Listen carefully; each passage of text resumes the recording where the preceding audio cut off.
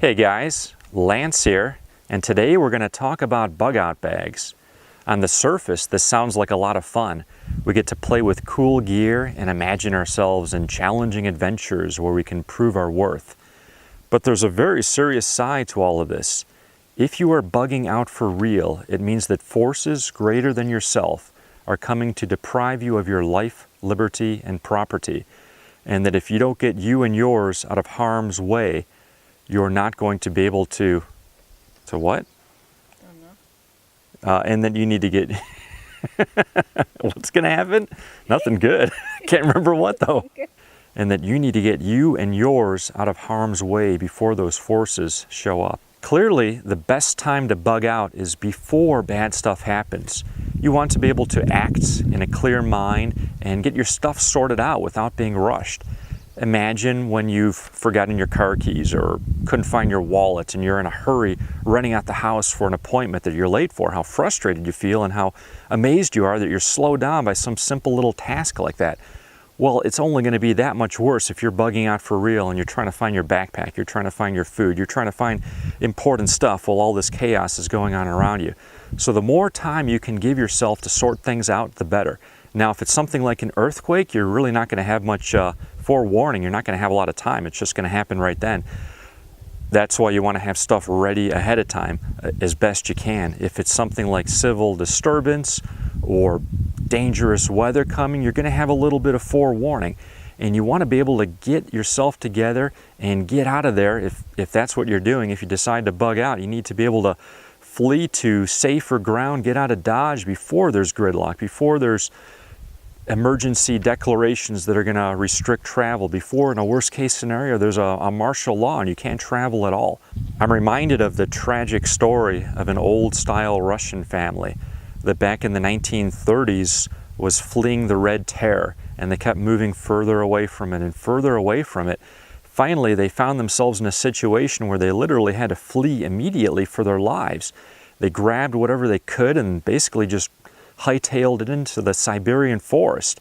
And the wild part about this story, and I recommend you guys look it up, it's really an amazing tale. They, for the next 40 years, remained isolated from the rest of Soviet society. They were hiding out in the woods all this time. And it wasn't until the early 70s that a group of Soviet geologists happened to just see them by helicopter and wondered what these people are doing out in the middle of nowhere. Well, they made contact with them, and basically these people survived, half starved, but they managed to survive. The point of this story is that if you know bad stuff is going to happen, you can never really prepare well enough for it. If that family knew just how bad things were going to get, and in their defense, them and most Russians really didn't understand how horrible things were going to get, and by the time it happened, it was too late. But if they did have that foresight or that ahead of time knowledge, maybe they could have really loaded up an ox cart and really, taken care of themselves for the long haul, knowing that they're going to spend the next 40 years hiding in the woods. Or better yet, maybe they could have figured out how to smuggle themselves out of the country or left before the country had restricted travel and moved to higher, safer ground. Whatever you're bugging out for, hopefully it's just temporary. Hopefully you can just take off for a couple days, maybe a couple weeks at the most, and then come back home, return to normal, and live happily ever after. Or it might be a situation where you're really going to go for the long haul in a moving truck.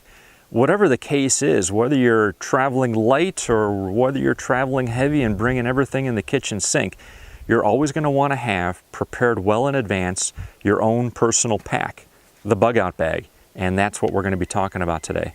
So let's check out all the fun stuff we can put in our bug out bag. Probably the most important part of the bug out bag is the bag itself. I don't think it really matters a whole lot what bag you get. Gosh, there's a million brands out there. I happen to use this 3-day U.S. military assault pack, that's what they call it, just because I got a good deal on it. It's a really handy little pack, has a lot of pockets.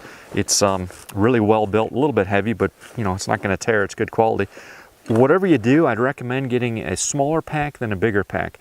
I remember I went on a trip to Scandinavia some decades ago, and I had this huge backpack with me, and I stuffed it with all kinds of stuff, and I was going to be there for a month, and that pack got ditched at the train station in a locker within the first couple days. And basically for the next month, what I used was this little bag right here. I kept a loaf of bread in it, a jar of Nutella, a bottle of water, and a raincoat, and it served me well. You don't want to be lugging a bunch of heavy stuff. If you're used to that and you can do that, that's great. Me personally, I like to travel lighter. What you're seeing in front of you here is everything I have in that pack at any given time. It's always stuffed with that. It looks like a lot of stuff, but believe it or not, this all comes in with the pack right at about 20 pounds. So we can start out with what I consider the less used stuff, but still necessary stuff and good stuff to have along. I've got my medical kit here, some rubber gloves, little moleskin kit, another medic kit. It's not a bad idea to have some sort of entertainment like a deck of cards. I have this little pocket reference manual, which is handy material, and it's also pretty fun to read. Here's a waterproof notepad with a pen. Here's some little cards, navigation cards, and useful information there. I've got a compass, a GPS, a mirror, which you can use as a mirror or use it to signal aircraft or people looking for you. There's another little magnifier here, some toe warmers. Twine is great stuff to have. I've got a little assortment of twine. Depending on your weather conditions and where you are, I've got some suntan lotion in here. You may want some bug spray too. Here's my automatic fishing reel, earplugs. A towel is a really useful thing. This is one of these little microfiber compact towels. For toiletries, I've got a little bar of soap and some disposable toothbrushes, a little roll of tape in there. These are great things. They're little towels that are compressed, and as soon as you get them wet, you pull them open and you have a nice big towel. It makes for handy tissue paper. Stuff that I consider more important that I really wouldn't want to be without is I've got a little mini axe here, a mini saw, my fixed blade knife. Here's a little folding pocket knife with a lot of tools on it, a sharpener for that. You definitely want to have some light. I'm a big fan of headlamps. I wouldn't use anything but a headlamp because it keeps your hands free. There's a couple really good brands out there. Don't get any junky ones. And then have some extra batteries with it as well. Fire is also really important. It's so lightweight to carry multiple forms of fire starting. You don't want to be without that. I've got some disposable lighters in here. I've got one of those military magnesium fire starters. Can't say I've ever actually really had to use one, but it's lightweight, doesn't take up much space. Keep it with me. There's some fuel tabs in here. Here's some matches. I never really use those either. 99% of the time it's always my lighter, but have some more stuff with you. If you have medication that you need, here's a little pill fob. You can put medication in there. That's a really important thing. Have medication with you, and also your papers. Whether you're traveling in the country or going out of the country, make sure whatever traveling papers you need are done and ready ahead of time and ready to go. This is part of my water filter kit, which I keep in here. Some water storage pouches, and this is a pretty handy little thing. It's a little miniature, doesn't look very big, but it actually works great, a little miniature bivy sleeping bag. As far as clothes, what I always have in there no matter what time of year, and again, this depends on your climate, but we have some chilly summers here. Even at nighttime it can get kind of chilly. I'll keep like a little wool undergarment set, pants and top and hat. Here's a scarf, raincoat set. Always want to have a set of gloves. I really like my Ventil cotton rain shirt, poncho. That's a neat thing to have. And then some extra underwear and socks. That's pretty much everything I keep in there all the time. As far as a cook set, I've got a little titanium pot, and I keep all my cook gear in there. Here's a titanium spoon and fork, a little cleaning thing, some chain to hang the pot. This is a really cool little rocket stove that's portable, made out of titanium, lightweight.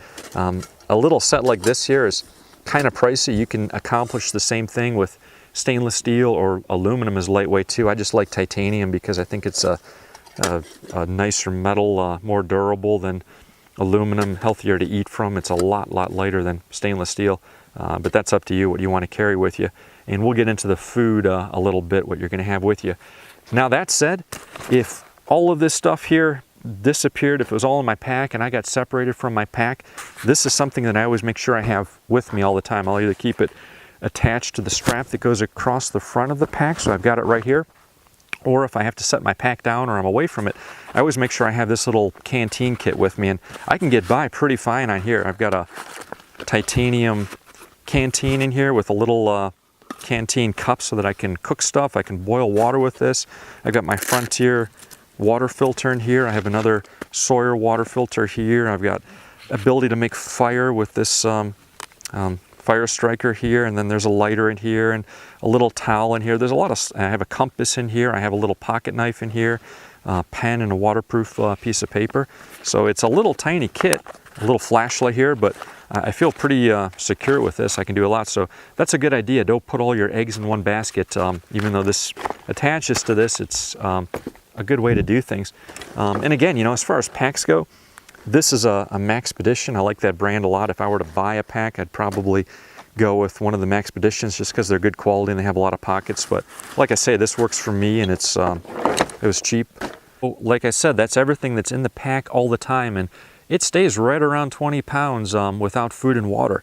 Now, what I like to do, you can never really plan for everything. Depending on weather, depending on where you're going, depending on a lot of different variables, you may want to have a lot more stuff. You may want to have a lot of different stuff. So that's my core pack. What I like to do is keep just some plastic totes of different things. If I know it's winter time outside, I would keep this tote handy, maybe even keep it in your truck so it's ready to go.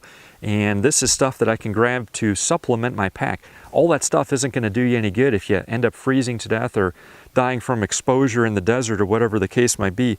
For myself in wintertime, I like to have a big wool blanket. I mean, this is a huge bulky thing, but if I know that I'm going to be out there in the cold, it's a pretty nice thing just to grab. It's really worth its weight in gold if it keeps you from freezing. Got some heavy-duty mitts here, a wool sweater. I've got this little sweater right here, and then some maybe wool pants too, or undergarments are always a great thing to have. I'm a big fan of my big wool poncho here. This is a pretty nice, cozy, warm thing to have, and works great around the campfire too. It doesn't get holes in it like plastic clothing does. Food is a really important thing to consider. You want to have the most compact, lightest food that you can bring with you. You want to pack as much sustenance into that food, something that's very high in calories, high in fat, high in protein, and that's what you want to focus on. And also, this really depends on where you're traveling. I recall an experience I once had in the desert where I nearly died of thirst, and boy, in retrospect, if I was bugging out through the desert, I'd be carrying as much water on my back as I could, and that would be about it, because water is pretty important. Well, let's say that you're traveling through areas where you can get water. It's not the biggest deal. You're definitely going to want to put your emphasis on some food in that case. So what I like to do is carry the food in a separate pack. This is an old little pack I've got, and this is my my food bag. I stick all my food in there, and then I tie this onto my main bag. And again, if I were to get separated from the main bag, I can always keep the food separate. Or if you're camping out in the woods and you want to keep your food up in a tree so the bears don't come sniffing out, that's a way of keeping it separate. What I did, I wanted to see what was available today in an average grocery store, just so we can see what you guys can equip yourself with. So I went to our average small town grocery store, and I bought a little selection of things that I would recommend keeping in your pack. So this is everything I picked up in the grocery store. Beef jerky is great stuff to have. I also picked up a little summer sausage, but I got hungry for lunch and ended up eating it, so I don't have that here. But a little sausage that doesn't require refrigeration is good. These pre-made food packs, I just grabbed this one, happens to be rice. There's a lot of those little packs out there. You don't want to bring canned food. The can actually weighs a lot more than you'd think it would, and it's kind of bulky and hard to pack too, but these are great. If you're going into, again, a place like the desert where you need to pack your water in with you, then by all means, bring food that already is hydrated. If you're going to be going into an area where you have plenty of water, then bring food with you that's dehydrated. Like these little, split pea is a very nutritious soup, and then you can use your little cup, titanium cup, and boil this up and make yourself some soup. Corn nuts are great. There's a lot of energy in those. The Indians used to use that for trips. It's a great snack to have. And if you can get some pemmican too, that's also good. If it's wintertime, you're going to want to be more heavy on fat, so pemmican is good. If it's summertime where you just need more protein, then beef jerky is good. Chocolate is a great thing. It's a nice, pleasurable thing to have when you're stressed out and hungry. The only problem with chocolate is that if it's summertime, it's going to melt. I like these little chocolate baking chips. They're less sugar, more cacao in them, and you can just have one little chip without having to break a bar open and getting chocolate splinters all over.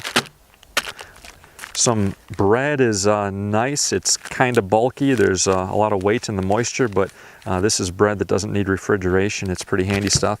And then some kind of granola bar or snack bar, you know, depending on if you like those or not. Those are handy to have. Here's also some other granola, and you can buy a big can of dehydrated fruits as well and just put in little Ziploc bags.